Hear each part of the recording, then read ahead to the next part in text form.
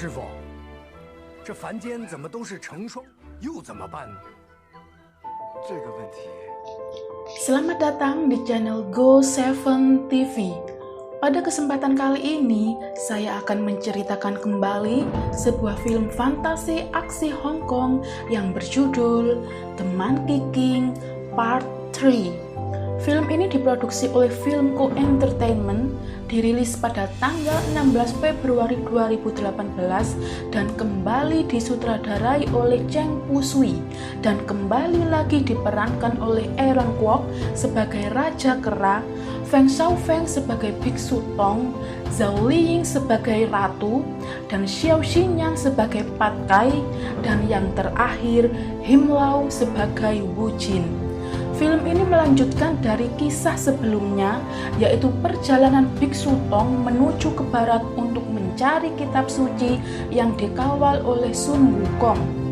Biksu Tong tak sengaja memasuki sebuah negeri yang penuh dengan wanita dari liang barat, yaitu sebuah negeri misterius yang tak terdapat satupun seorang pria. Sebelum kita masuk lebih dalam lagi ke alur ceritanya, kembali saya mengingatkan untuk tidak lupa mengetik tombol subscribe, like, dan bunyikan loncengnya supaya kami lebih bersemangat lagi untuk menceritakan kembali film-film fantasi yang mungkin belum kalian tonton. Selamat menyaksikan.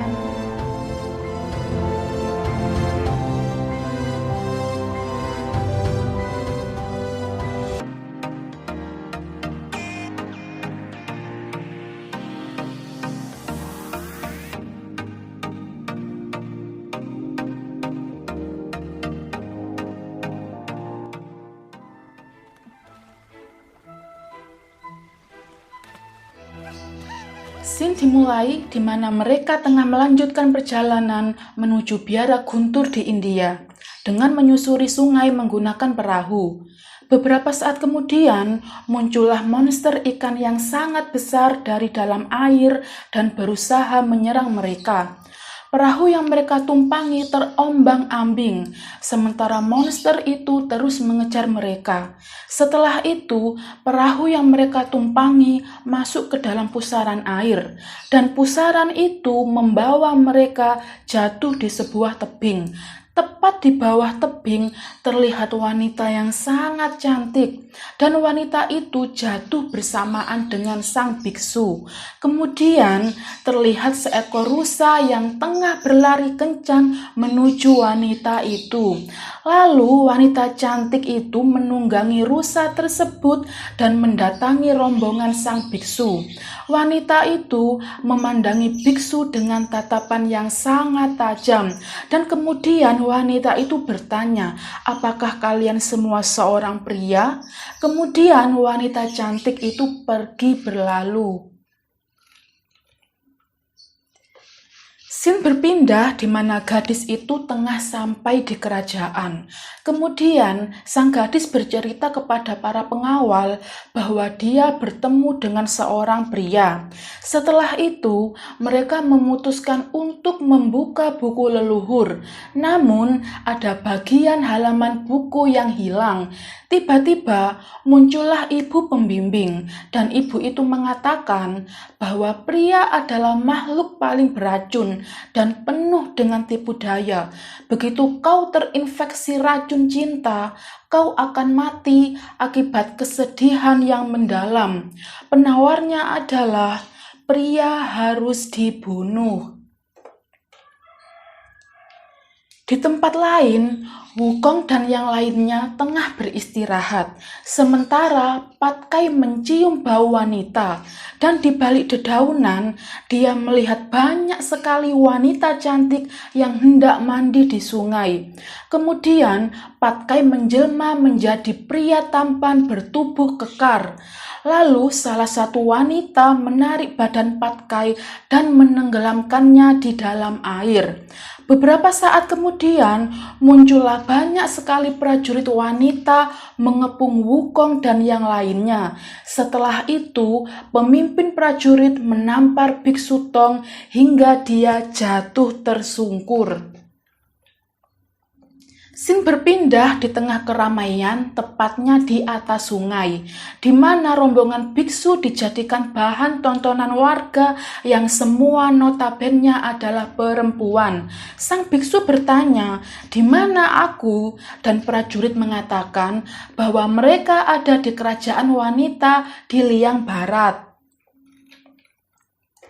Scene berpindah di mana mereka tengah dibawa ke kerajaan. Biksu dan yang lainnya mengenali salah satu wanita itu yang merupakan penunggang rusa, yang ternyata wanita itu adalah seorang ratu. Biksu dan Wukong beserta yang lainnya dimasukkan ke dalam penjara.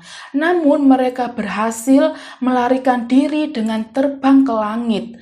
Namun langkah mereka terhalang oleh perisai sihir, sehingga mereka tidak bisa menembus keluar. Lalu mereka memutuskan untuk kembali ke dalam penjara.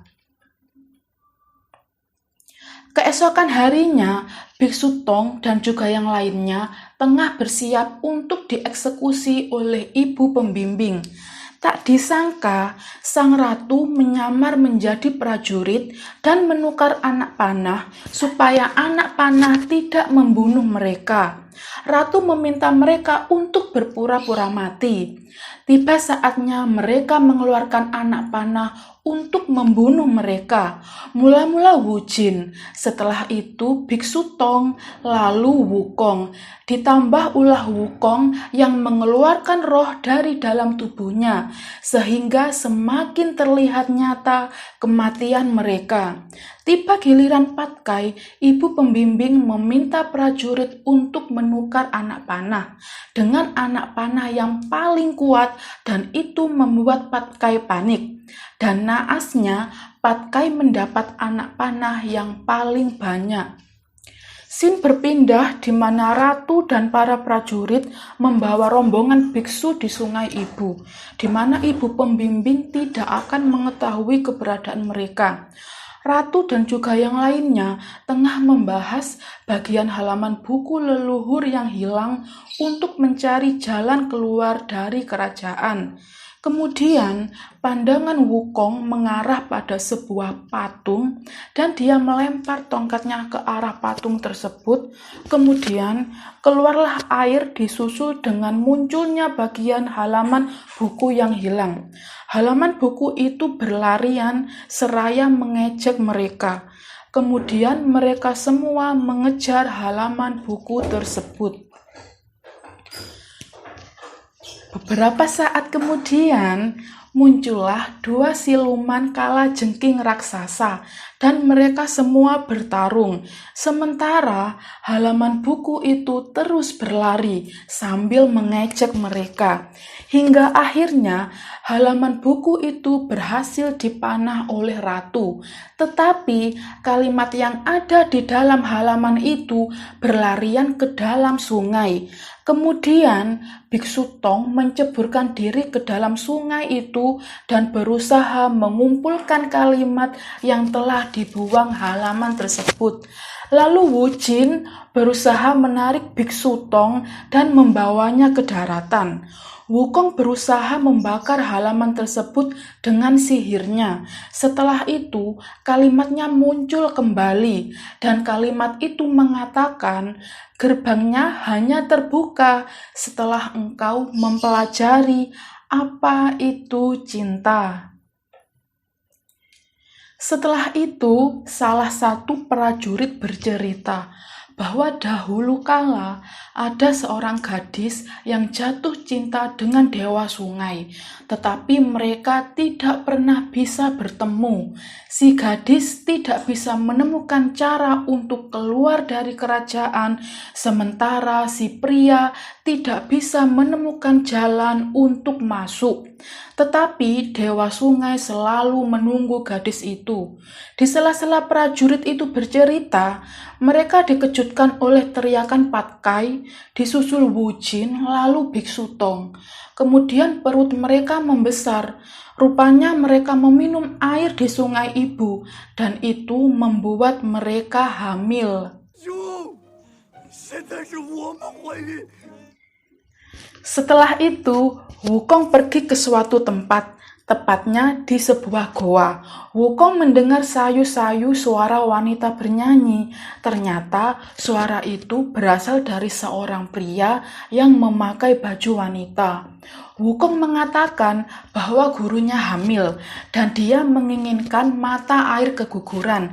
Dan ternyata mata air keguguran berasal dari air mata orang tersebut. Dan Wukong mau tidak mau harus membuat orang itu menangis. Wukong pun berhasil membuat orang itu mengeluarkan air matanya dengan menceritakan kisah Wukong yang mengharu biru. Kemudian sampailah Wukong menemui guru beserta yang lainnya dengan membawa mata air keguguran. Alih-alih mereka meminumnya atas bujukan para wanita, biksu dan juga yang lainnya mengurungkan niatnya untuk menggugurkan janin tersebut. Mereka malah ingin merawat dan membesarkan janin yang mereka kandung. Dan sontak itu membuat Wukong terperangah. Tanpa basa-basi, Wukong mengeluarkan sihirnya dan membuat mereka semua terdiam bak patung. Kemudian Wukong meminumkan mata air keguguran tersebut ke dalam mulut mereka satu persatu. Setelah sihir Wukong berhenti bekerja, mereka kembali seperti semula dan mereka sangat terkejut karena mendapati perut mereka sudah kempes. Scene berikutnya diperlihatkan bahwa ibu pembimbing mengetahui keberadaan mereka dan Biksu Tong kembali dikurung dan kepalanya dibungkus kain hitam. Setelah itu dihanyutkan di atas perahu. Dari jauh terlihat ratu mengendarai rusa dan dia melompat ke atas perahu biksu dan perahu itu membawa mereka ke lautan penderitaan. Mereka akan terus mengapung karena lautan itu tak bertepi. Kemudian muncullah petir yang menyambar-nyambar. Keesokan paginya, terlihat ada gerbang di ujung laut penderitaan. Dan di tempat lain, Sun Wukong melihat keberadaan sang biksu dan Wukong beserta yang lainnya menghampiri Biksu Tong. Sementara itu, sang ratu tidak bisa mendekati mereka karena terhalang perisai sihir. Dan semua rakyat yang ada di dalam kerajaan wanita telah berubah menjadi batu, disusul sang ratu yang kemudian menjadi batu. Namun ketika biksu memeluk ratu, mereka semua kembali menjadi manusia. Keesokan harinya, Biksu Tong tengah bersujud di hadapan sungai. Lalu muncullah Dewi Kuan Im. Dia mengatakan, "Dalam dunia ini, kau hanya bisa melepaskan segala hal yang tak kau miliki. Akankah kau memilih cinta satu manusia atau semua makhluk berakhlak? Ingatlah, pada hari engkau memakai jubahmu lagi, itulah saat bagimu melanjutkan perjalanan ke barat. Pikirkanlah itu." Kemudian, jubah yang dikenakan Biksu Tong terlepas. Lalu Wukong berusaha kembali mengikat jubah tersebut, tetapi jubah itu terus terlepas. Kemudian biksu melepas jubah tersebut dan Wukong membawa jubah Biksu Tong pergi. Sementara itu, ratu belum sadarkan diri dan tiba-tiba ratu membuka mata. Kemudian muncullah Dewa Sungai menemui ibu pembimbing. Lalu ibu itu meminta Dewa Sungai kembali ke laut. Setelah itu, Dewa Sungai kembali ke air dan berteriak. Ibu pembimbing mengatakan, "Takkan kutinggalkan ratuku." Dewa Sungai marah dan berubah menjadi besar. Lalu Wukong memukul kepala dewa itu dengan tongkatnya. Terjadilah bencana yang sangat dahsyat. Kerajaan itu dikelilingi pusaran air. Dewa Sungai berusaha membunuh ratu supaya bisa membawa ibu pembimbing pergi. Wukong terus bertarung dengan Dewa Sungai. Terjadi tsunami yang sangat besar dan semua rakyat tenggelam, begitupun juga dengan biksu dan ratu. Kemudian Biksu Tong berdoa kepada Sang Buddha untuk meminta bimbingan dan memberikan keselamatan kepada mereka. Kemudian muncullah tangan Buddha dari langit. Sang Buddha mengatakan, "Dewa Sungai, selama 20 tahun ini kau terobsesi begitu besar. Sekarang kau melakukan dosa maha dahsyat.